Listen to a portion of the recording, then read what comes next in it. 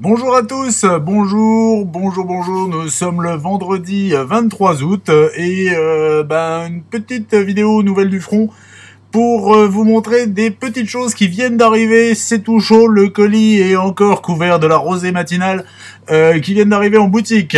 Alors on va commencer pour les amateurs de science-fiction délire. Alors pour les amateurs de science-fiction délire... Le Gang Angel pour Judge Dredd, magnifique. On retrouve bien sûr tous les personnages qui ont fait de ce gang les ennemis jurés de Dredd. Pas Fink, Link, Mean Machine. Bref, de la belle figurine. On apprécie. Toujours dans la série Juge Dredd. Hop, nouveau gang. Les robots renégats. Oh, les robots renégats avec du droïde. En voulez-vous? En voilà, plein de droïdes. Toujours la gamme Juge Dredd. Plus ça va, plus je kiffe. Hein. Faut pas, voilà, désolé. Je suis désolé pour ceux qui ne supportent pas Juge Dredd. J'adore et de pouvoir retrouver toutes ces figurines là, c'est du bonheur. En personnages spéciaux, hop, Sabat et Kenny Hu.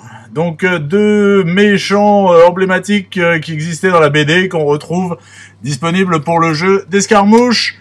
Et que serait le jeu Juge Dredd sans Dredd? Dredd et son robot Walter, devrais-je dire son Wobo, car si vous êtes amateur de la BD, vous savez que Walter a un léger problème de prononciation et que les R sont devenus des W, donc c'est Walter le Wobo. Le blister est là. Donc, pour les amateurs de Judge Dredd, voilà les dernières news. Pour les amateurs de Seconde Guerre mondiale, déjà, on va aller... là, ça va être les Forces de l'Axe, hein, Forces de l'Axe, grand classique, bien sûr, du Wargame. Le Panzer II, magnifique. Char léger allemand qui était d'un petit peu de tous les fronts. Voilà, incontournable dans toutes les armées début de guerre, le Panzer II. Et on va partir de l'autre côté de la planète pour aller directement dans le Pacifique.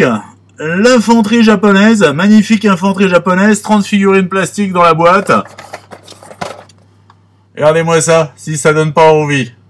Hein, d'ailleurs, je crois que j'ai cru voir à la télé que Band of Brothers, l'enfer du Pacifique, repassait. Ou passé, je sais pas si c'est la première ou deuxième diffusion. Moi, je me suis jeté sur les DVD à l'époque où ils sont sortis, bien sûr. Et, comment dire, c'est bon. Mais, bien entendu, je peux comprendre que cette petite boîte ne vous suffise pas. Dans ces cas-là, vous avez le modèle au-dessus.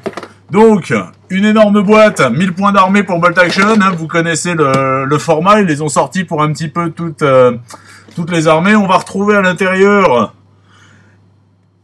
3 escouades d'infanterie, un escouade de grenadiers, des équipes anti-tank suicides, avec des mines au bout des pics, c'est rigolo. Une mitrailleuse moyenne, un mortier moyen, un char Chia, et bien entendu l'officier et ses accompagnateurs. Donc boîte d'armée avec du beau matériel pour le Bolt Action. Le char Chia, pour ceux qui ne connaissent pas, ça ressemble à ça, et oui, en effet. Voilà, en plus j'ai mis l'étiquette à l'envers. Char Chia, char japonais qui avait une particularité, c'était pas franchement un char super lourd, loin de là. C'était un petit char, dans la règle Bolt Action, il le qualifie de medium tank. Bon, je l'aurais mis en léger, mais bon, bref. Le truc c'est que ce tank-là avait la malheureuse, notamment pour ses adversaires, la possibilité de passer partout. C'était hallucinant. En fait, il se taillait des chemins dans la jungle comme c'était pas permis. Il arrivait sur des endroits où personne pensait qu'un char pourrait passer. À la grande surprise, bien entendu, des troupes adverses, donc que ce soit les Marines américains ou les Britanniques, qui ont eu affaire donc à ce genre de véhicule.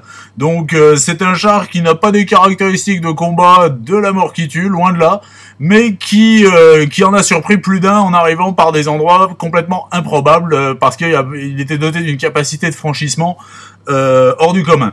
Donc voilà au niveau figurine. Petite news, que dis-je petite, grosse news niveau peinture. les premières peintures officielles Bolt Action. Alors, pour l'instant, 3 couleurs existent. On a le Dunkelgelb, la fameuse couleur jaune des chars allemands. Voilà, c'est réglé. Dunkelgelb, jaune foncé en allemand. Le Feldgrau, utile de vous présenter cette couleur-là. Hein, voilà, donc le fameux gris allemand, utile pour les uniformes, utile pour les véhicules début de guerre. Les amateurs apprécieront.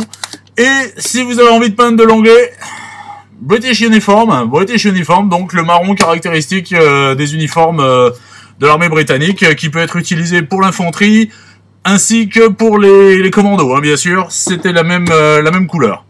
Voilà, bah écoutez, c'est le petit point des news de la semaine. Sur ce, bah comme nous sommes vendredi, je me permets de vous souhaiter un excellent week-end. Et puis, bah sur ce, je vous dis à très bientôt. Allez, salut! Voilà. Et là, je me galère à trouver la souris.